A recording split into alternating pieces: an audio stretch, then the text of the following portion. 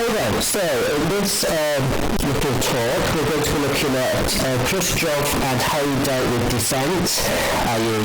those who opposed him, and also the culture war that took place under Khrushchev as well. Now we have to write it down on a piece of paper, the key points on this PowerPoint, okay?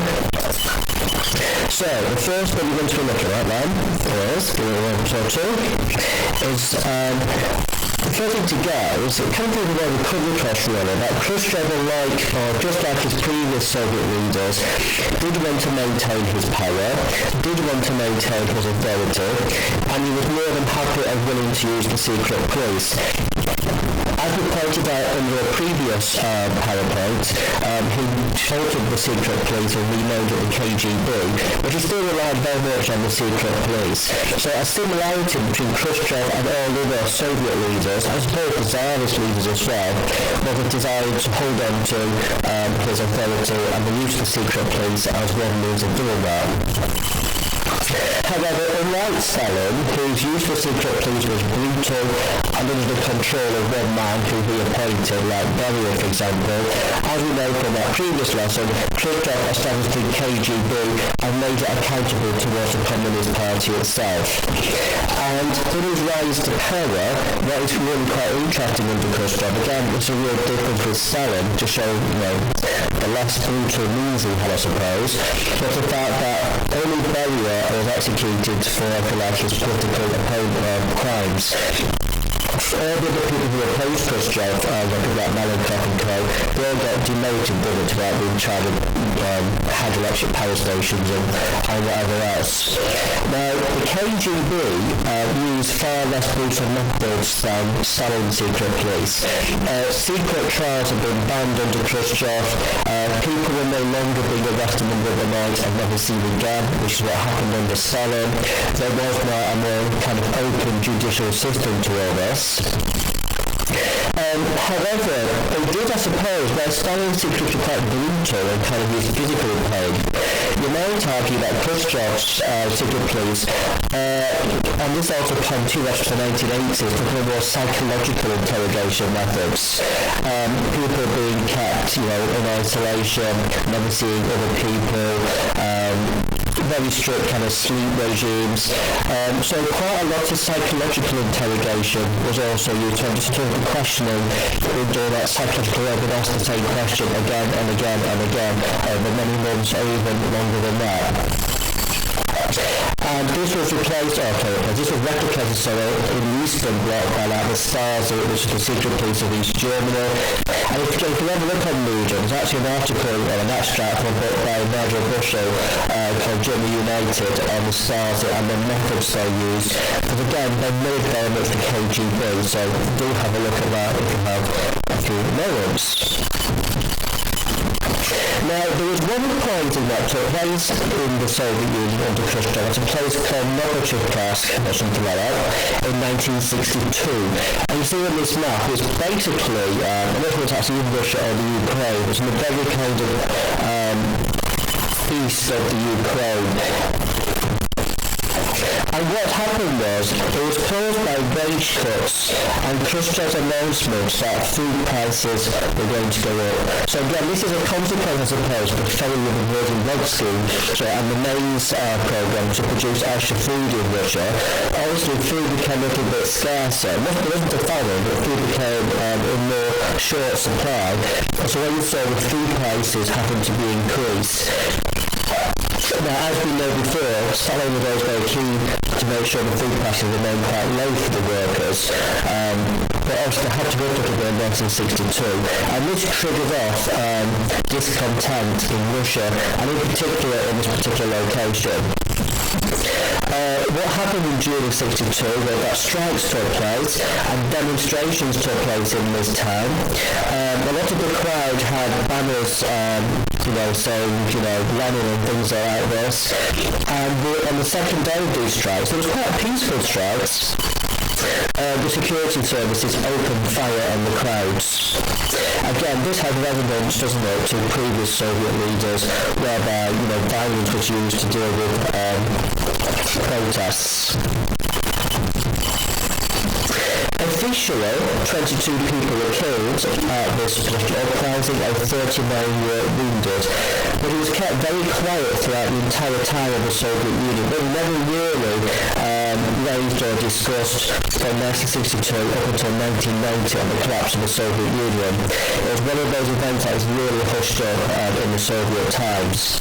Since then, there's been a lot more stuff about this, and here we see a picture of Vladimir Putin laying flowers at a commemoration stone for this political uprising in 1962. And there's been lots of debate actually, was 22 the real number of people killed, or was it a lot higher than that?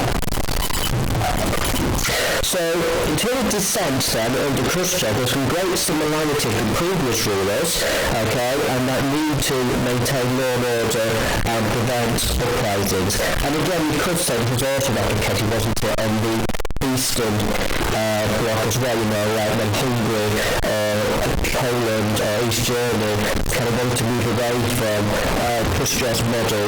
Again, he was quite willing to send in the troops, wasn't there? So there are many similarities with previous rulers. We also did see that under Khrushchev, this cultural thaw that took place, which was a significant difference compared to what happened under Stalin.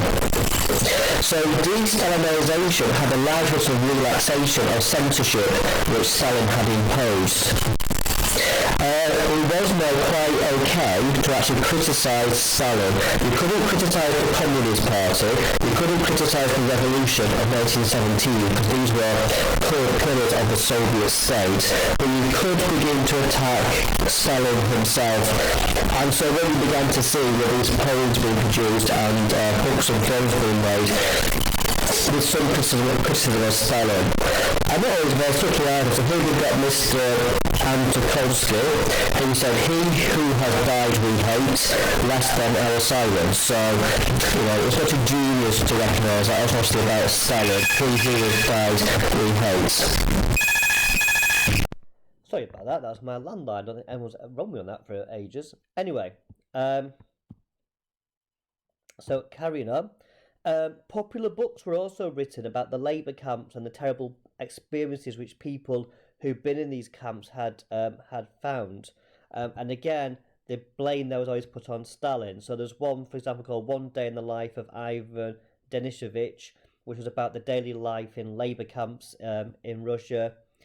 But as I said before, care always has to be made not to attack the communist system itself. And this book by Mr. Pasternak, who interestingly had been protected by Stalin, even though he was slightly critical of Stalin. Under Khrushchev, he wrote this book called Dr. Zhivago, and it gave, if you like, an un-Soviet view of the Russian Revolution. I mean, I think I've told you this before. It was actually on BBC 4. The film of it was actually on BBC 4, probably about a month ago now. It was actually about 2.5 hours long. It's quite long, but in some ways, it gives the official view because it shows the Tsarist forces brutally massacring people who are peacefully protesting. But then it also then shows after the revolution a few characters kind of going beyond where they should be, and it shows some of the horrors, if you like, post-revolution. And therefore was an un-Soviet view of that revolution, and therefore it was banned in the Soviet Union. However, the book was leaked out into the West. It was made into a film. It won a Nobel Prize, the book, but Pasternak was never allowed to leave the Soviet Union to collect this Nobel Prize. His son actually collected the Nobel Prize under Gorbachev in the very late 1980s, when censorship was relaxed under a policy called Glasnost. Okay, so criticism of communism, Lenin, revolution, not okay. Criticism of Stalin, his brutality, fine. Is the general gist of cultural thaw. And then Khrushchev had some interesting views about contemporary art. In 1962, he visited the Manez Contemporary Art Studio, is that the right word? Museum in Moscow. There he is. Okay, and you can see here some of the modern art. You know what modern art's like? It's like they don't look like what they're supposed to look like, are they? Things in modern art. Anyway, he took exception to one item which he called, this is dog shit, a donkey could smear better than this with his tail. that was clearly his pronounced artistic review that was being made. Ironically, one of the sculptors who he actually insulted on this tour of this art gallery was a man called Nezemsky, or whatever his name was, who he actually made friends with once he actually lost power, and this Mr. N actually designed his tomb after he died, and his tomb is actually of a more contemporary style, which you can see here on the right. You got black and white, which I assume is meaning like good and bad of Khrushchev, and it's all a bit kind of haphazardy, isn't it? That kind of style, which again might suggest his personality wasn't all that smooth, if that makes sense. He was a bit kind of haphazard, wasn't he? So his views of contemporary art were a little on the mixed side, but notice how contemporary art was being allowed. It was no longer the Soviet realism, which Stalin had really kind of encouraged and kind of, said there was no other type, basically. So hopefully this PowerPoint gives you a good idea about some of the cultural thought under Khrushchev, but also some of that latent brutality of a dictatorship he had in common with all the previous Soviet leaders and Tsarist leaders as well.